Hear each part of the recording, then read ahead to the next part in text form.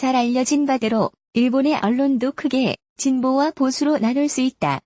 아사히 신문과 마이니치 신문은 진보지고 요미우리 신문과 산케이 신문은 보수지로 통한다. 이번 한일 갈등에서 두 진영의 언론은 보도에 극명한 차이를 보였다. 과연 일본 언론은 이번 한국에 대한 수출 규제 조치에 대해 어떤 시각을 보였을까? 그리고 그것은 국익과 어떤 연관이 있을까? 가치 있는 사람이 하품을 하면 덩달아 하품을 하게 된다. 하품이 전염되는 이 현상엔 아무래도 이유가 있는 모양이다. 트럼프 대통령의 행동도 전염이 되는 모양이다. 미국이 중국을 상대로 벌이고 있는 무역전쟁처럼 일본 정부가 한국에 대한 수출 규제에 나섰다. 스마트폰이나 텔레비전 화면에 필요한 재료를 수출하기 어렵게 한다. 재판에 대한 한국 정부의 대응이 불만스럽다고 사실상의 대항 조치를 취하는 모양이다. 그런데 사람의 하품은 개에게도 전염된다. 충성을 다하는 주인으로부터 특히 영향을 받기 쉽다는 연구 결과가 있다. 일본 정부의 경우는 여기에 가까운 건가? 한국의 수입 규제 조치를 내린 일본 정부를 트럼프의 충실한 개에 빗대며 비판한 것이다. 한편 같은 날 산케이 신문 일면에 실린 칼럼 산케이 쇼는 비록 누군가의 발언을 가져온 것이라 해도 악몽 같은 문재인 정권 운운하는 결례를 범하며 일본 정부의 조치를 옹호하고 나섰다. 한국은 최근 중국과의 무역을 급속히 확대해왔다. 일본에 대해 유별나게 고자세를 취하게 된 것은 경제면에서 일본의 중요도가 낮아지고 있기 때문이라는 설명이 있었다. 그런데 실은 한국의 주요 기업은 몇 개의 중요한 소재를 일본에 의존하고 있다. 그 사실을 많은 한국 국민들이 몰랐을지도 모른다. 일본 정부가 수출 규제를 강화하는 상품목은 모두 군사적 전용이 가능하다. 더 이상 우방이라고 할 수 없는 한국에 대해 안보의 관점에서 수출 절차를 엄격화하는 것은 당연한 판단이 아닌가. 조금 과정에 단순화시키자면 일본 정부의 수출 규제 조치는 적대적인 관계가 될지도 모르는 나라에 무기 판매를 규제하는 것과 마찬가지라는 주장이다. 이미 국내 언론 보도를 통해 잘 알려져 있듯 일본의 언론도 크게 진보와 보수로 나눌 수 있다. 신문은 아사히 신문과 마이니치 신문이 진보지고 요미우리 신문과 산케이 신문이 보수지인 것으로 알려져 있다. 텔레비전 방송국은 신문사에 계열화되어 있기 때문인지 역시 아사히 신문 계열인 테레비 아사히와 마이니치 신문 계열인 TBS가 비교적 진보적이고 요미우리 신문 계열인 니혼 TV와 산케이 신문 계열인 후지 TV가 보수적이라고 할 수 있다. 진보 언론과 보수 언론의 극명한 논조 차이. 이번 수출 규제를 둘러싼 한일 간의 갈등에 대해서는 진보 언론과 보수 언론 사이에 논조가 극명하게 갈렸는데 이 글에서는 아사히 신문과 산케이 신문의 비교를 통해 그 점을 확인해보고자 한다. 먼저 이번 수출 규제 조치를 두 신문은 어떤 사안으로 정의하고 있는지 살펴보자.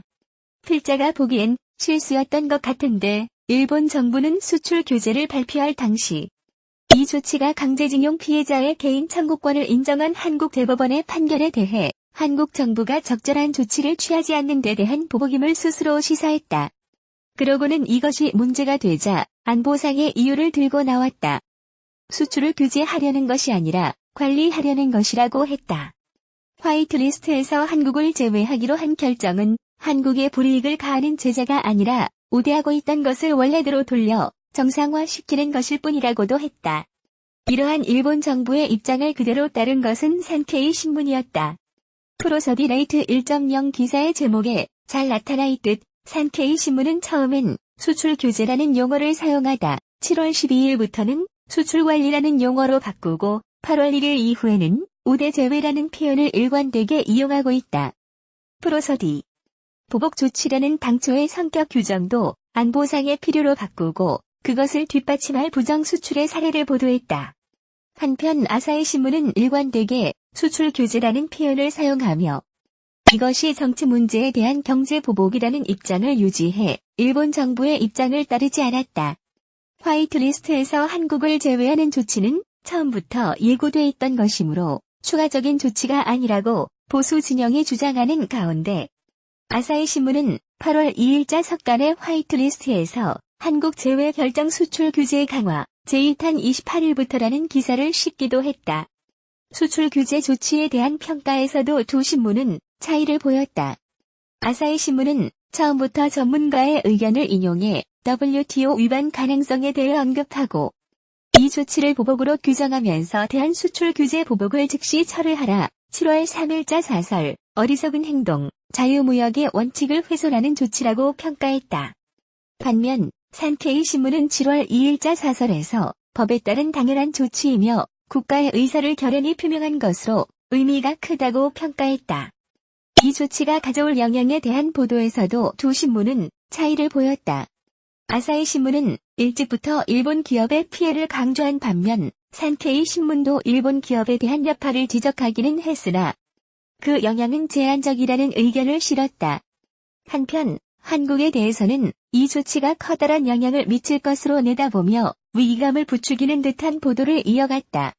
한국이 취한 WTO 이사회에서의 문제 제기나 미국의 개입에 대한 요청 등에 대해서도 산케이 신문은 그러한 한국의 대응은 부당한 것이며 효과가 없고 결국 실패했다는 식으로 보도했다.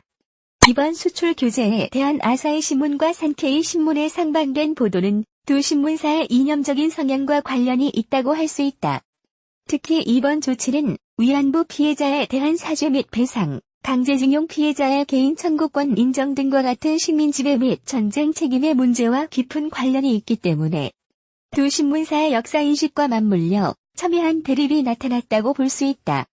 그런 점에서 현재의 아베 정권과 역사인식에 있어 친화성이 강한 산케이 신문은 그야말로 정부의 대변인, 응원단이라 해도 과언이 아닐 듯한 친정부적인 보도를 전개했고 비록 한계는 있으나 일본의 전쟁 책임에 대한 사죄와 반성을 무겁게 받아들이고 있는 아사히 신문이 반정부적인 그래서 친한적인 보도를 했다고 할 수 있다.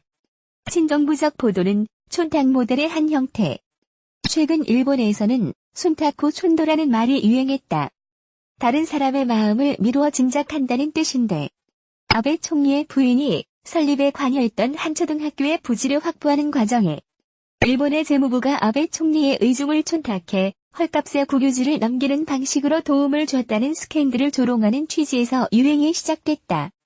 얼마 전에는 아베 총리과 아소 재무 대신의 선거구에 대한 일유도형 도로 건설 계획이 드러나 문제가 됐다. 이때도 국토교통성의 대신으로부터 두 정치가의 의중을 촌탁해 건설 계획을 수립했다는 어처구니 없는 발언이 터져 나왔다. 두 사건 모두 권력형 스캔들의 혐의가 짙은데 권력자의 직접적인 지시에 의한 것이 아니라 공무원들이 알아서 긴 것일 뿐이라는 얘기로 흐지부지돼 버렸다. 산케이 신문이 아베 정권에 알아서 길 정도로 종속적인 지위에 있지는 않다고 생각하지만 이번 수출 규제 문제에 관한 친정부, 친정권적인 보도는 촌탁 모델의 한 형태라고 할 수 있을 것이다.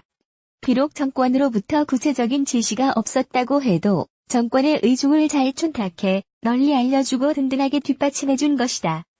그런데 어쩌면 산케이 신문의 친정부적 보도는 촌탁 모델로만 설명될 수 있는 것은 아닐지도 모른다. 프로서디 레이트 1.0 아베 총리는 고이즈미 정권의 관방부 대신을 맡고 있었던 2001년 NHK 교육 채널이 제작한 위안부 피해자에 관한 다큐멘터리 프로그램이 편향적인 내용을 담고 있다고 방송국의 간부에게 압력을 가한 전과가 있다. 프로서디. 물론 압력을 가하기 위한 것은 아니겠지만 총리가 된 다음에도 언론인과 빈번하게 접촉하고 있다. 아사히 신문이 매일 게재하고 있는 수상 동정란을 검색해보면 올 해 1월 이후로만 무려 12번이나 언론인 또는 전직 언론인들과 만나 저녁 식사를 했다는 사실을 알 수 있다.